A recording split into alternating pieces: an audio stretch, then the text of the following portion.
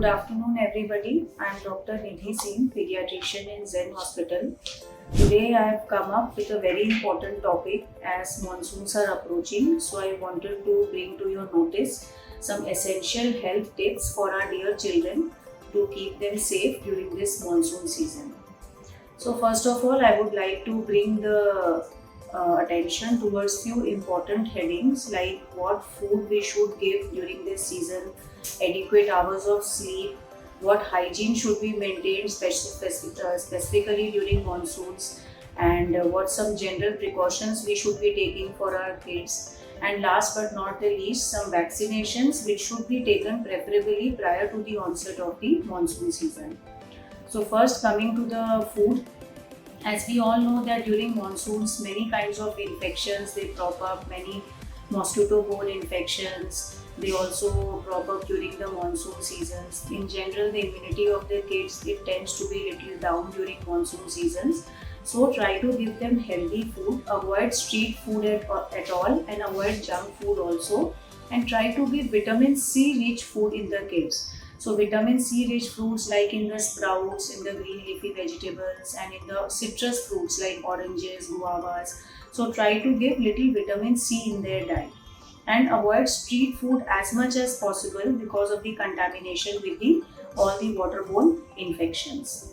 Secondly, about the adequate sleep. So we all know that during monsoons the immunity tends to be little on the lower side.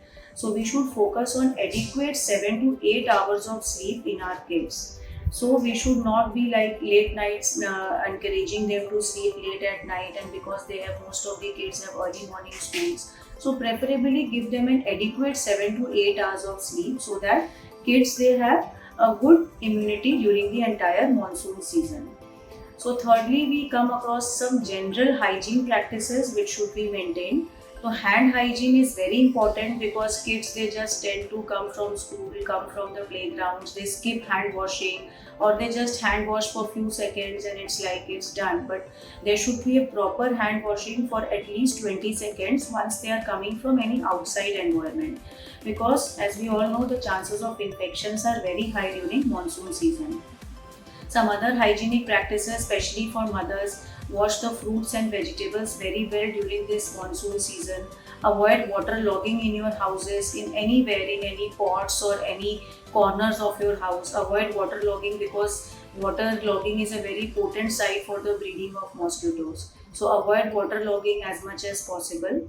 Now coming to some general precautions, as we all know that there are high chances of mosquito-borne diseases. So kids should be encouraged to wear full sleeves clothes. You can apply some mosquito repellents if the kids are going for outdoor play, or if the kids are going down in the evening time, especially after the dusk time.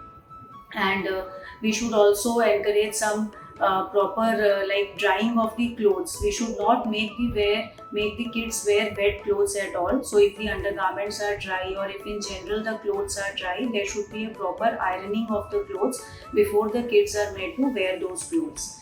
And proper monsoon friendly gears like proper raincoats, proper footwear should be given to kids, and we should encourage indoor games as much as possible during the monsoon seasons. Don't let them get wet in the rains daily, and avoid like walking on the dirty water is as much as possible.